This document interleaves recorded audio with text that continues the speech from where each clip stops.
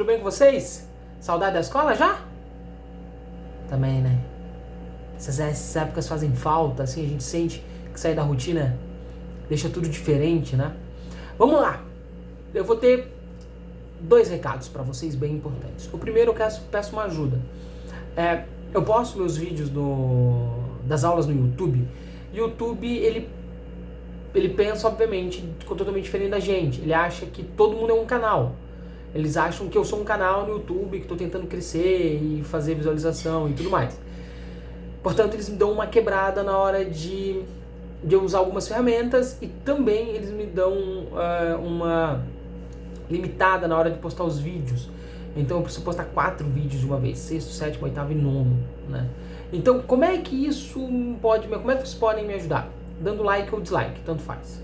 Tá? Obviamente, se você gostou da aula, dá like. Se você não gostou, dá dislike, eu vou também saber que a aula também não tá legal, ela tá chata.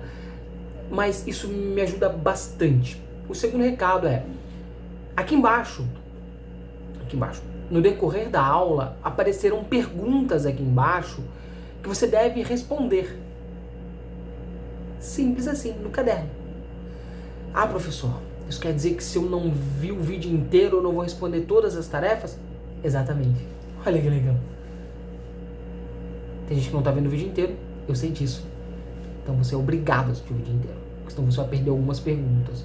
É o jeito que eu achei de vocês participarem da aula. Beleza? Vamos pra aula e pra gente ir pra aula, vocês vão abrir o livro. Deixa eu pegar o livro aqui. Na página... Já perdi a página aqui. Deixa eu ver aqui se é essa daqui. Eu perdi. É a vida, né, cara? Eu não sou youtuber. Página 80 e... Página 34. Página 34. Eu vou usar 2 exemplos aqui. Vocês leram, inclusive, um texto. Alguns alunos leram, outros não. Eu vou postar esse texto. Vocês têm esse texto que eu postei no José Vieira Corte. O texto eu postei esta semana junto com o vídeo. E no Georgina Ramos Carvalho da Luz eu postei na aula na semana anterior. Esse vídeo, esse texto. É bem importante que vocês leiam e que vocês tenham esse texto na cabeça. Porque a gente vai entender o fim da Guerra Fria. Tá? A Guerra Fria muda muito o mundo. Para vocês terem uma ideia, deixa eu sair daqui de quadro, já para vocês, fiquem com o mapa. Eu apareço, olha só que legal. Essa era a Europa até 1991. Nós tínhamos a União Soviética dominando grande parte da Europa, muito mais da metade. E vários países do eixo do segundo mundo. Lembra que eu falei primeiro, segundo mundo, terceiro mundo? Esses caras que faziam parte do segundo mundo, que era um mundo socialista. Finlândia, Letônia, Lituânia, Estônia, Polônia, Tchecoslováquia, Áustria, Hungria, Romênia, Iugoslávia e Albânia. Esses países, eles eram países socialistas e nós tínhamos um bloco capitalista, com França, Espanha, Inglaterra, Itália, Suíça, enfim. Esse mapa aqui, ele não existe mais. Né? A Rússia, essa parte de União Soviética, ela se divide em 15 países. A Rússia e mais 14. Né? Esses países aqui, eles deixam de ser países socialistas, passam a ser países capitalistas. Mas o que acontece para a União Soviética ela perder a força? Vamos acompanhar aqui na página 34 do livro comigo, a leitura? É nóis. No fim da década de 1980, marcou o início de transformações políticas e econômicas significativas no continente europeu, que alteraram profundamente a geopolítica mundial. As economias dos países socialistas começaram a apresentar sinais de esgotamento, ou seja, o socialismo não deu certo. Faltava dinheiro, faltava recursos, faltava comida em alguns países desses. Na União Soviética, que era o mais poderoso deles, inclusive. Os enormes gastos com a corrida armamentista impediram que acompanhassem as inovações trazidas pela terceira revolução industrial. O uso da tecnologia e da informática na produção da industrial e na flexibilização e descentralização das atividades produtivas. Ou seja, os países socialistas, eles ainda estavam com a mentalidade ainda ali no final da Segunda Guerra Mundial, onde o país mais poderoso era o país que tinha mais armas, o país mais poderoso era aquele que podia destruir o seu inimigo em 1 segundo. Mas não era assim. O mundo tinha mudado em 1980. O país mais poderoso era o país que tinha mais dinheiro, que tinha uma população com mais dinheiro, uma população que podia gastar. A terceira revolução industrial deixou isso muito claro. A informação era mais importante do que armas numa guerra, por exemplo, até hoje. Certo? A população desses países também mostrava crescente insatisfação com infraestruturas deficitárias, falta de alimentos e de maior liberdade. Os países socialistas eles tinham um grandiosíssimo problema com liberdade. Você não era livre nos países socialistas. Nos países socialistas atuais, como China, que é meio socialista, meio capitalista, é um pouco mais complexo de entender. A gente estuda a China ano que vem, no nono. É um pouco mais difícil de entender. Mas como Coreia do Norte, Cuba, Venezuela. Na Venezuela eu não poderia estar fazendo o que eu estou fazendo agora. Em Cuba também não. Eu não posso pegar, ligar uma câmera no YouTube, fazer uma aula e falando o que eu quero. Ou no Twitter, ou no Instagram, ou no Facebook. Falar o que eu quero. Você pode ser preso. Simplesmente por dizer, eu não gosto do presidente. Isso era muito comum na União Soviética, na Iugoslávia, enfim, vários desses países, inclusive na Alemanha Oriental. Vocês vão entender hoje que eu falo duas Alemanhas. Sim, durante quase 50 anos existiram duas Alemanhas. Certo? E fora o mais básico, começou a faltar comida. Como esses países eles perderam muito de sua organização econômica, faltava dinheiro. E quando faltava dinheiro, passou a faltar comida também. Então a população começou a passar fome. Já tinham registros de parte da população passando fome na União Soviética desde 1920, 1930. Porém, isso se agrava muito fortemente, principalmente no interior da União Soviética, a partir de 1980. Começou a faltar alimento no mercado, assim, tipo, demais, assim. Demais, ficou bem ruim mesmo, porque toda a produção de alimentos ela estava na mão do governo. O governo decidia o quanto produzir, quando produzir, o que produzir, e isso fazia com que alguns erros acontecessem, alguns erros muito graves, né? Por exemplo, vamos supor que o governo eles faziam chamados planos quinquenais, eles faziam planos econômicos para cada 5 anos. Por exemplo, o governo fala, ó, nos próximos 5 anos nós plantaremos 20 mil toneladas de arroz por ano. Só que a população cresce. Se a população cresce, o consumo de alimentos também cresce. E naquele 5º ano, as 20 toneladas já não eram mais suficientes. Você precisaria de 30 toneladas. Muita gente ia passar fome, muita gente... Eu dei um exemplo de arroz, mas pode ser qualquer comida, qualquer. Da mais básica à mais complexa. Então, isso servia para comida, isso servia para roupa, isso servia para sapato, isso servia para carro. Por você ter uma ideia, uma das histórias que eu mais gosto dos países socialistas era dos carros da Alemanha Oriental. Era muito comum o primeiro presente de uma criança ser um carro. Sim, um carro. 4 rodas, motor, vai a 100 por hora. Um carro. Sabe por quê? Porque quando você fazia o pedido de um carro na Alemanha Oriental, esses planos quinquenais, que também aconteciam não só na União Soviética, mas também na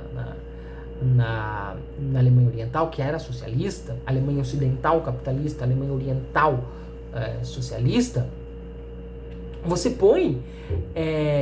você esperava, você comprava um carro, pagava, esperava até 20 anos para ter esse carro. Porque era o plano do governo. Vamos fabricar 100 carros por ano. Não podia ser fabricado mais. Não é igual hoje.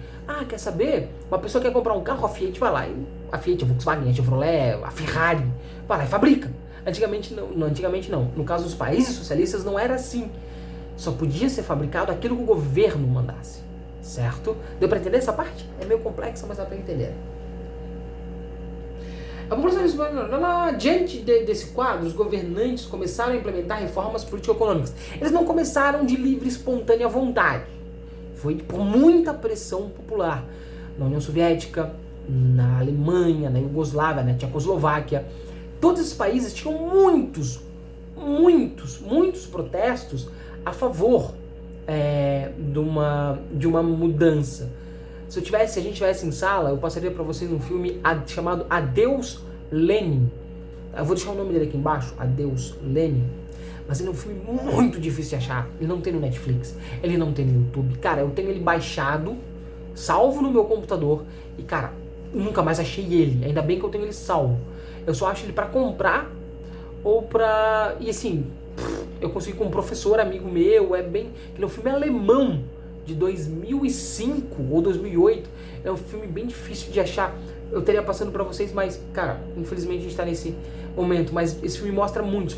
Cara, se alguém tem um hacker aí, que alguém é hacker aí, conseguir achar esse vídeo, porque ele não pode ser postado no YouTube, ele não pode ser postado em nenhuma plataforma. Se alguém achar ele dublado, posta no grupo. Vocês com certeza tem um grupo aí entre amigos, posta e assistam. É bem legal esse filme, certo?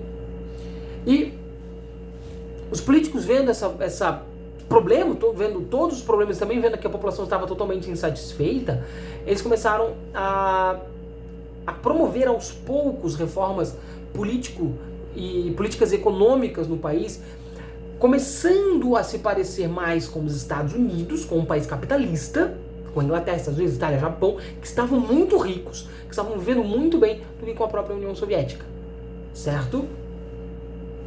Essa abertura dos países socialistas aproximou a União Soviética e Estados Unidos. Acordos para a redução do arsenal nuclear foram firmados, amenizando as tensões da Guerra Fria. Você deve ter estudado em história a Guerra Fria. A Guerra Fria, o grande problema é que nós tínhamos centenas de milhares de ogivas nucleares, ou seja, bombas nucleares prontas a estourar. A partir de 1980, União Soviética e Estados Unidos, que eram os dois polos, lembra? Mundo bipolar, aulas anteriores? Eles começam a se conversar, né, para fazer esse papel aí esse papel central aí, beleza? Esse processo culminou com a derrubada do muro que dividia a cidade de Berlim, que havia se tornado o símbolo, cara, aqui fala um dos símbolos da Guerra Fria. Eu acho que Berlim era o grande símbolo da Guerra Fria. O Adeus Lenin, esse filme se passa na Berlim dividida. A partir desse momento, os regimes socialistas do leste europeu começaram a desagregar. Em 91, a União Soviética deixou de existir, dando origem a 15 repúblicas independentes, ok? Vamos aos fatos, beleza? Aqui eu tenho duas imagens no caso. Essa aqui é a imagem da Alemanha. A Alemanha foi dividida em 4 partes. E essa é a cidade de Berlim. Essa aqui é a cidade de Berlim, que também foi dividida em 4 partes. Que partes são essas? Em rosa, a parte dominada pela União Soviética. Em roxo, pela Inglaterra. Em verde, pela França. Em laranja, pelos Estados Unidos. Cada parte é uma divisão, beleza?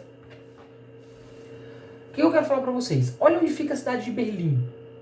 A cidade de Berlim fica inteiramente dentro da parte rosa. E ela era a capital dessa parte aqui.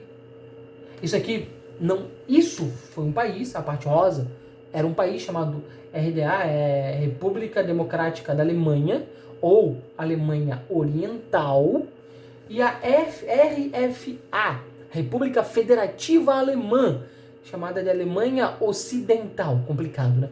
Vamos chamar de Alemanha Oriental, Alemanha Ocidental. A Alemanha Ocidental era dominada pelos Estados Unidos, pela Inglaterra e pela França. Por que esses 4 países? Vocês sabem? Vou dar um tempo. Responder? Sim, esses são os 4 países que ganharam da Alemanha na Segunda Guerra Mundial. Então, quando você ganha uma guerra, você domina o país que perdeu. E foi dividida entre um bloco socialista e um bloco totalmente capitalista. E começou a ter uma treta muito grande. Por quê?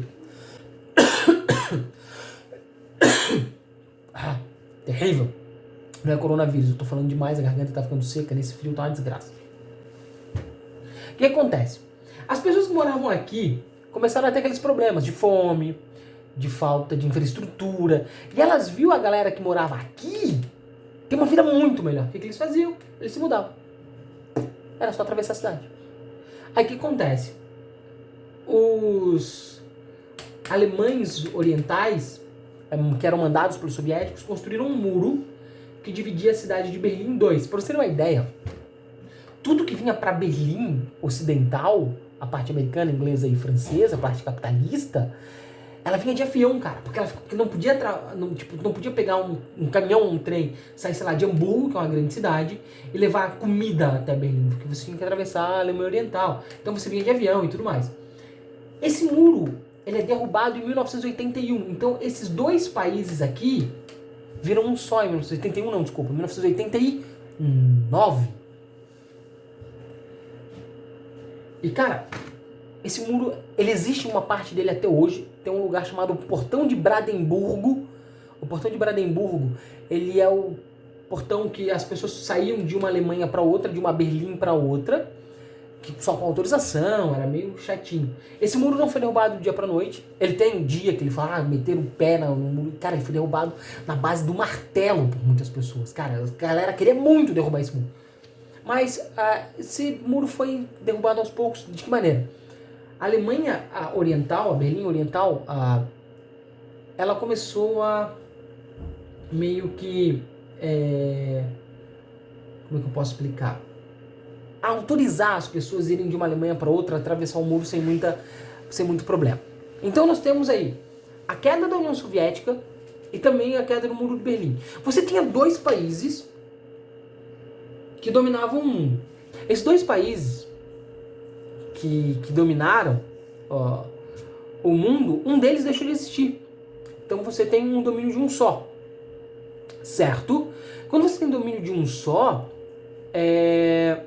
você acaba tendo problemas, né? E esse domínio, ainda bem, ele foi dividido, é o que nós vamos ver na aula que vem.